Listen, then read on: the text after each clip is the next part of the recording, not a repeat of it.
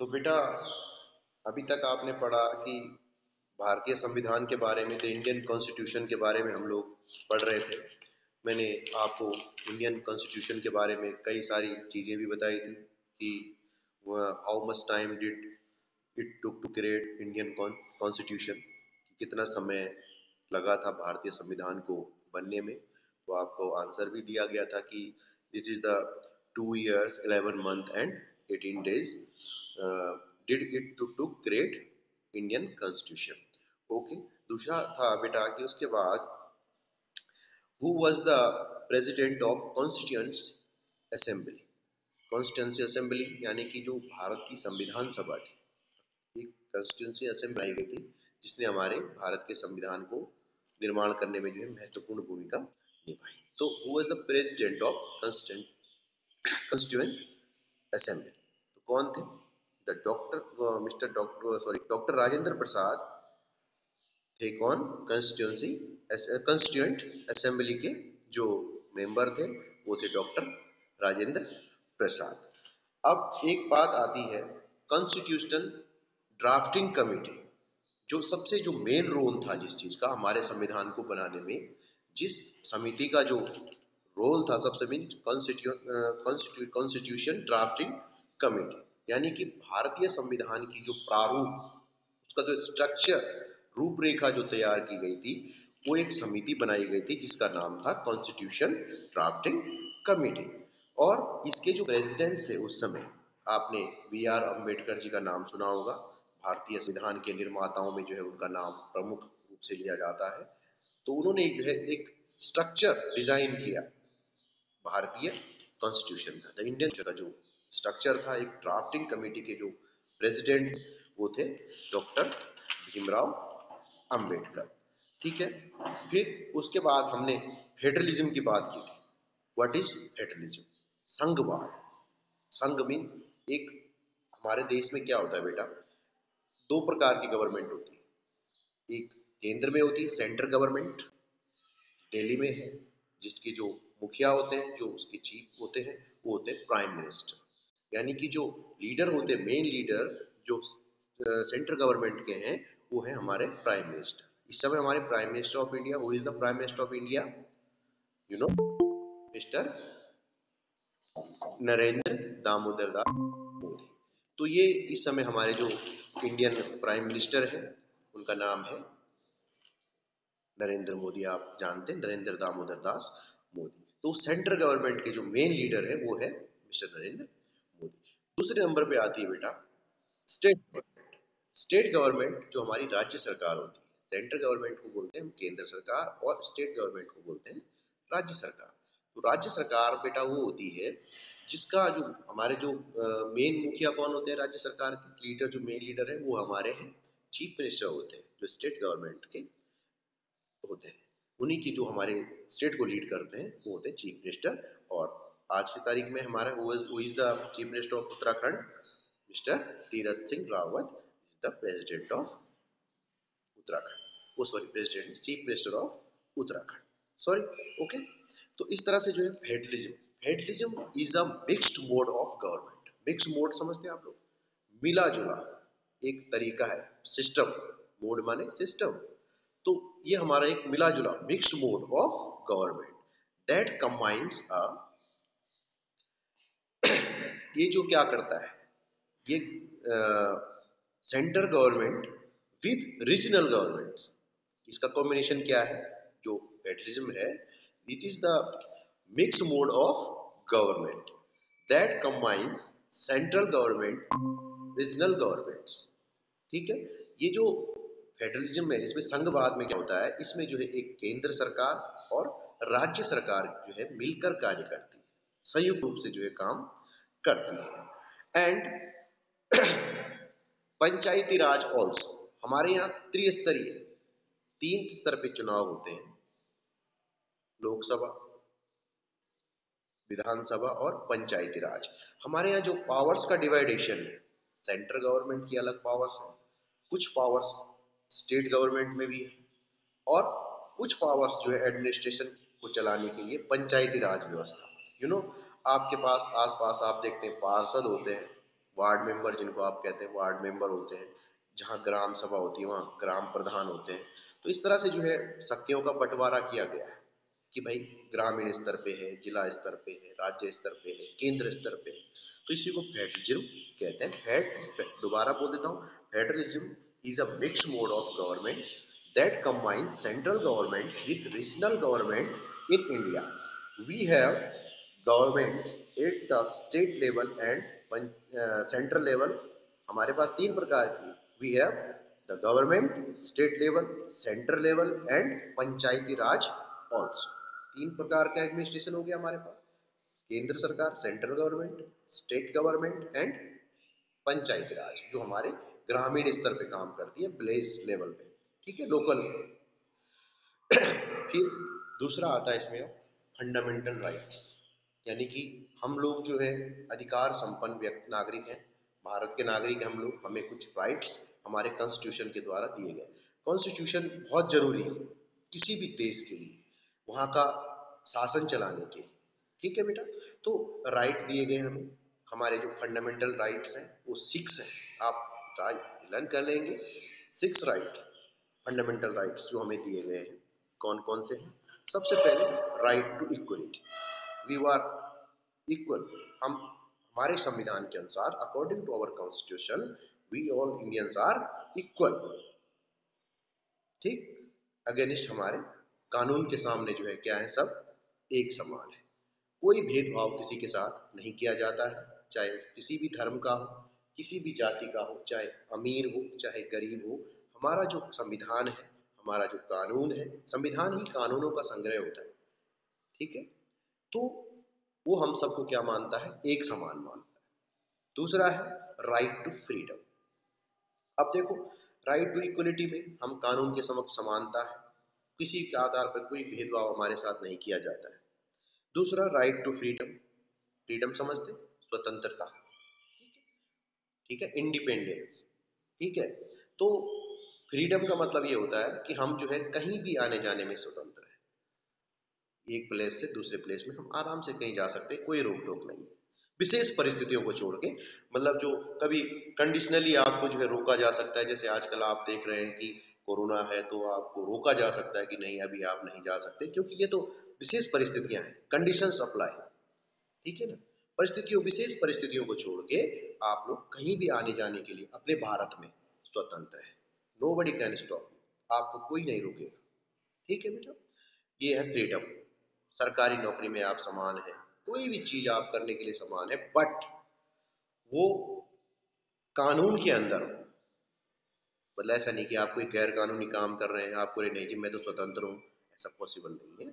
आप रह सकते हैं एक दायरे के अंदर, कुछ प्रतिबंधों के साथ आपको स्वतंत्रता दी गई है। भाई हम तो स्वतंत्र हैं, कहीं भी आने जाने के लिए स्वतंत्र हैं, बट हम किसी के घर में थोड़ी घुस जाएंगे कि हम तो स्वतंत्र हैं, या कोई हमारे घर में भी घुस जाएगा कि हम तो स्वतंत्र हैं, नहीं। हमारी स्वतंत्रता वहां समाप्त हो जाती है जहां दूसरे की शुरू होती है। भाई आपकी भी स्वतंत्रता है, मेरी भी स्वतंत्रता है, तो इसलिए जो है स्वतंत्रता दी गई है हमें कि हम भारत में कहीं भी जा सकते हैं, कोई प्रतिबंध हम पे नहीं है, ठीक। कोई भी धर्म का पालन करते हैं, किसी भी जगह हम पढ़ सकते हैं, निवास कर सकते हैं, स्वतंत्र है।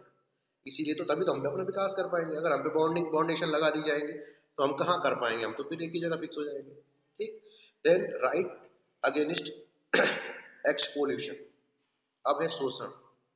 शोषण मीन्स अगर हम कहीं पे काम करते हैं, ठीक, और हमसे जो है जितना काम कराया जाता है तो हमें उतनी सैलरी नहीं मिलती, तो हम क्या करेंगे, इस राइट का, right to exploitation, exploitation, exploitation में क्या करेंगे, हम इसके विरुद्ध करेंगे कि भाई हमें अपना हमारा पूरा, आज लोग लेबर कोर्ट जाते हैं, जैसे मजदूरों का सही ढंग से भुगतान नहीं होता तो लोग लेबर कोर्ट की शरण लेते हैं। तो ये हमें अधिकार दिया गया हमारे गवर्नमेंट की, अगर आप कहीं पे जॉब करते हैं और आपको आपके जो काम का पूरा मेहनताना नहीं मिलता है, पूरी जो है आपको सैलरी नहीं मिलती है, तो आप कानून की शरण ले सकते हैं और कानून आदेश करके आपकी सैलरी दिलवाएगा, ठीक है। फिर right to freedom of religion.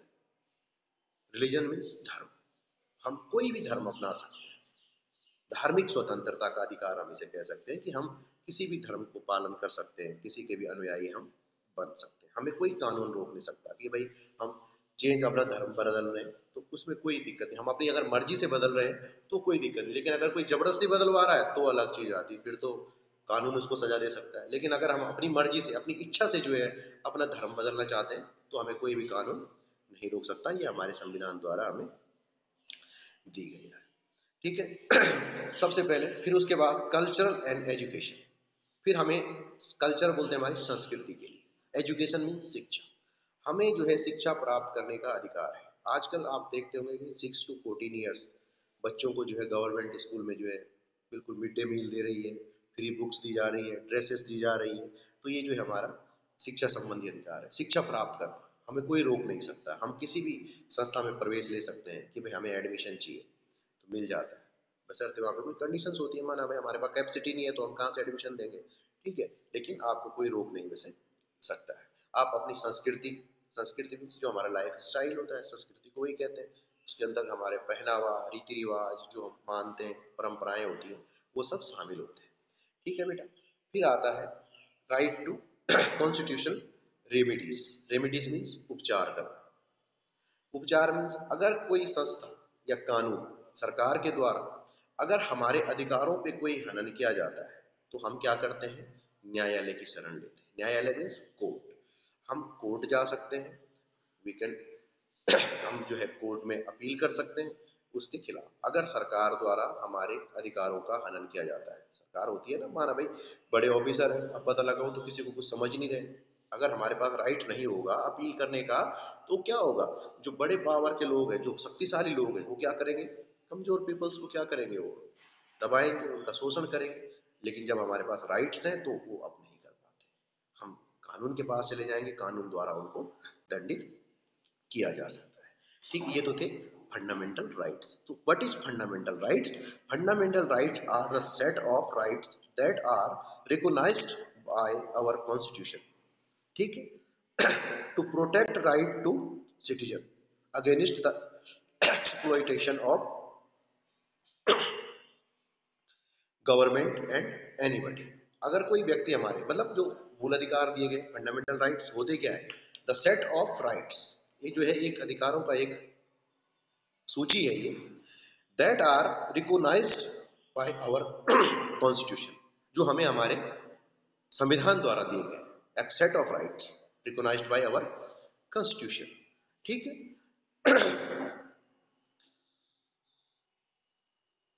तो मतलब ये जो है प्रोटेक्ट करने के लिए, अपने को सुरक्षित करने के लिए किसी भी जो हमारे सिटीजन को जो है प्रोवाइड किए गए हैं, दिए गए हैं हमारे कॉन्स्टिट्यूशन के द्वारा, अगेंस्ट द एक्सप्लॉइटेशन, यानी कि जो शोषण है गवर्नमेंट का हो, चाहे के द्वारा शोषण किया जाता हो या किसी व्यक्ति विशेष के द्वारा किया जाता हो, तो हम जो है उसके खिलाफ अदालत में अपील कर सकते हैं। आपको राइट बता दिए, right fundamental right are a set of rights that are recognized by our constitution to protect rights of the citizens against the exploitation by government and anybody। यानी कि जो भी हमारा शोषण करता है या सरकार करती है या कोई व्यक्ति विशेष करता है तो हम उनको अपने प्रोटेस्ट कर सकते हैं, उनको उसको जो है उसके खिलाफ जो है कानून की शरण ले सकते हैं, कानून के पास जा सकते हैं। तो इसीलिए हमें मूल अधिकार दिए गए। तो 6 फंडामेंटल जो राइट्स हैं हमारे, right to equality, right to freedom, right against exploitation and right to freedom of religion and cultural and educational right and right to constitutional remedies. सबसे मेन जो है ये राइट टू कॉन्स्टिट्यूशनल रेमेडीज, संवैधानिक उपचारों का अधिकार, ये सबसे मुख्य अधिकार है। क्योंकि अगर किसी संस्था के द्वारा, अगर संविधान के द्वारा कोई संस्था हमारा उल्लंघन करती है, हमारे अधिकारों का हनन करती है, तो इसमें जो है उसका उपचारों की व्यवस्था भी की जा सकती है। ओके बेटा, इसके अंतर्गत जैसे कई चीजें होती है, कभी किसी को अरेस्ट किया जाता है कानून के द्वारा, तो नियम है कि उसको आप 24 आवर की से ज़्यादा अपनी कस्टडी में नहीं रख सकते, आपको उसे कोर्ट में पेश करना होगा। कई सारे इसकी प्रावधान है, बट ये आपको जान लेना जरूरी है। Right to equality, right to freedom, right against exploitation, right to freedom of religion, cultural and educational right, and last is the right to constitutional remedies। ठीक है, तो फंडामेंटल राइट्स आप समझ गए। The fundamental rights are the set of rights that are the recognized by our constitution to protect right of the citizens against the exploitation by government and anybody. Okay, ये आपका clear है। Then मैंने आपको बता दिया how much time to take, how much time did it to took the create of in the create Indian constitution. मैं आपको पहले बता चुका हूँ, 2 month 2 year 11 month and 18 days the time did it took to create Indian constitution. ठीक है, तो इस तरह से बेटा आ गया था। तो फिर बात आती है, why does a democratic country need a constitution. अब एक संवैधानिक जो देश है, जो प्रजातांत्रिक देश होता है, एक लोकतांत्रिक देश होता है, उसको संविधान की जरूरत क्यों पड़ती है?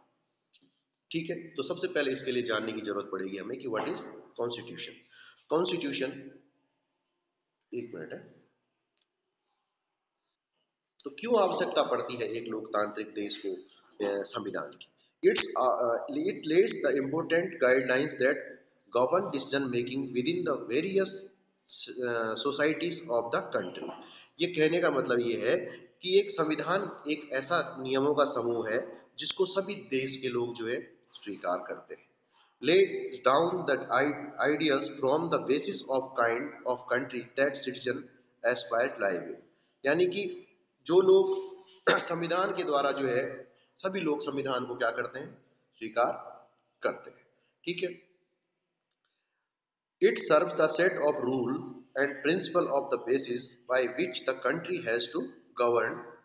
ठीक है, तो ये कहता है संविधान के द्वारा जो है ये भी तय किया जाता है कि हमें जो है हमारी सरकार किस तरह होगी, जो हमारे सरकार देश को चलाएगी, उसका स्वरूप किस तरह का होगा।